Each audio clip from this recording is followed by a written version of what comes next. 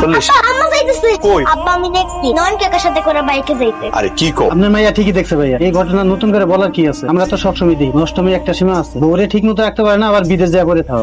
রোজিনা কই গেছিলে তুমি? কাজ আছিল, বাইরে গেছিলাম। নয়নের সাথে কি কাজ সেটা আমি জানতে চাইতেছি। কি কাজ মানে? নয়ন আমার দেবর লাগে, দুজন বিদেশে ছিল, বিপদ আপদে ওই আমার কাছে আসছে, তাই ওরে নিয়ে বাইরে গেছি। সমস্যা কি?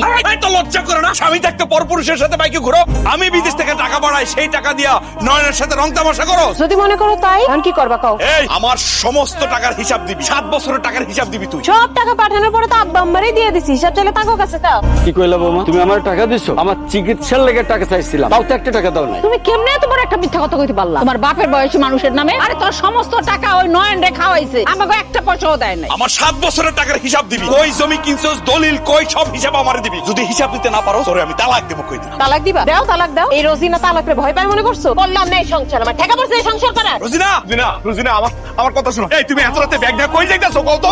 তুমি আমারে তালাক দিবা কইছো? দাও তালাক দাও। কি কইতেছো তুমি? তালাক দেওয়ার কথা শুনে মনে খুব খুশি হইতাছো। আচ্ছা এরকম একটা মাসুম বাচ্চা রেখে তুমি কই যাইতাছো কও তো? জেনে মন চায় মানে যাবো, তোমার কি? তুমি না আমার কাছ থেকে হিসাব চাইছিলা, আমি তোমার কোনো হিসাবও দিতে পারবো না, তোমার সংসারও করব না। কেন হিসাব দিতে পারবো না? কেন হিসাব দিতে পারবো না? বিদেশে কি আমি কষ্ট করে টাকা পাঠাই নাই? আমি কি চুরি করে টাকা পাঠাইছি? টাকার হিসাব দিতে সমস্যা কি তোমার? কি হইছে রে? এত রাতে চিল্লাচিল্লি করতেছিস কেন? আরে বৌমা, তুমি ব্যাগ লয়ে এত রাতে কই যাও? আব্বা সেই বাড়িতে থাকতে চাইতেছে না, আমার লগে সংসারও করতে চাইতেছে না। আপনার পোলান আমার তালাক দিতে চাইছে, এখন দেখ না তালাক দেখ, আমিও চাই দেখ। আম্মা তুমি আমার ছেড়ে কই যাবা? তুমি কোথাও যাও না আম্মা। দেখছো দেখছো রোজিনা, একটা মাসুম বাচ্চা তোমার লাগে কান্নাকাটি করতেছে, তুমি হেরে ফালায় কই যাইতেছো কও তো? আর তোমার মনের মধ্যে কি আছে এটা আমার কও। আমি কইলেই তো দোষ। তুই যখন ছিলি না তখন তোর বউ ওই নয়নের লগে সম্পর্ক করছে, কই আর যাইবো? নয়নের কাছে যাইবো? মা রোজিনা যে এমন কাজ করবো আমি কোনোদিন ভাবতে পারি নাই। ও তো কোনো হিসাব নিকাশ দিয়ে যাইতে চাইতেছে না। তাহলে বিদেশে যাওয়ার আগে যে আমি বেকার ছিলাম, আমি তো আবার বেকার হয়ে গেলাম। আম্মা আমি পথে বসে যাবো। বৌমা, ওই টাকা পয়সা কই আছে না আছে এটা আমরা জানি না, কিন্তু এই মাসুম বাচ্চাটার মুখের দিকে তাকায় তুমি যাও না।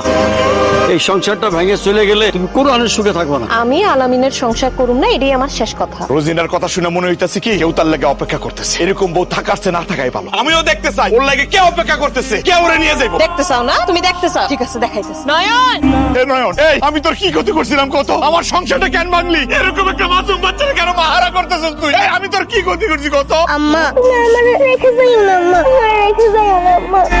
চলো। রোজিনা, ওরে আল্লাহ রে, আমি কি পাপ করছিলাম?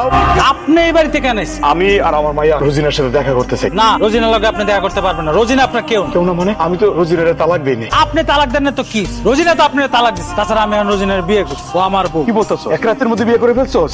আপনি এখন আর আমার স্বামী না, আমার নতুন স্বামী নয়ন। কি তুমি আমার ডিভোর্স দিয়ে দিলা? একটা বারো কি আয়নার কথা তোমার মনে পড়লো না? তুমি কেমনে পারলা এত সুন্দর একটা সংসার ছেড়ে চলে আইতে? আমি তো তোমার নিতে আইছি, দেখো তোমার কোনো হিসাব দেওয়া লাগবে না। এই অবুজ মায়ের কথা চিন্তা করে তুমি আমার লগে চলো। তুমি নয়নের তালাক দিয়ে দাও, তাও আমি তোমার মাইনে নেব। আপনি কি এগুলো খেলা ভাবতেছেন? আমি নয়নের সাথে খুব সুখে শান্তিতে আছি। আপনার আমি তালাক দিয়ে দিছি, আপনার কাছে আর আমি ফিরে যাবো না। আপনার মায়ের নিয়ে যান। আম্মা তুমি আমার অস্বীকার করলা? তোর বাপ আছে না? তোর বাপরে কর, তোর নতুন মাইনা দিব। আমি জানি না কোন মোহে তুমি এই কাজটা করছো। চলো না, এই মায়ের কথা চিন্তা করে একবার চলো। আমি তোমার পায়ে ধরি, চলো এই মায়ের কথা চিন্তা করে চলো রোজিনা। আচ্ছা রোজিনা, আরে চলো তো। নয়ন এখন আমার স্বামী, কথাটা যেন মনে থাকে। চলো। আব্বা আম্মা যাইতেছে। সে তোমার আম্মা না, আমি তোমার মা, আমি তোমার আব্বা। আব্বা আম্মা আমাকে ছেড়ে গেল কেন?